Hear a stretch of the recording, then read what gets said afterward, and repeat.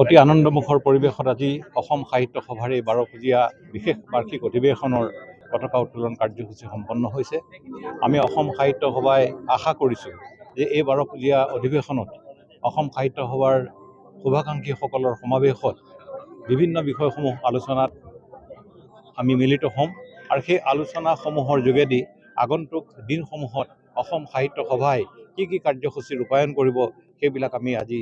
এইকেইদিনৰ ভিতৰত আমি ঠিক ঠাক কৰি ল'ম আৰু সেইসমূহৰ যোগেদি আগন্তুক বৰ্ষটোত আমি কৰ্ম সম্পাদন কৰি অসমীয়া ভাষা সাহিত্য আৰু সংস্কৃতিৰ উন্নতিকল্পে আমি অগ্ৰসৰ হ'ম। এই শুভ মুহূৰ্তত সমগ্ৰ অসমবাসী অসমীয়া ভাষা সাহিত্য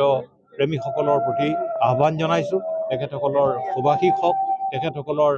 ইতিবাচক দিহা পৰামৰ্শবিলাক আমাক আগবঢ়াওক আৰু যদি ক'ৰবাত আমাৰ খুদ ত্ৰুটি বিচ্যুতি ঘটিছে সেইসমূহ আঙুলিয়াই দিয়ক আৰু আমি যাতে অসমৰ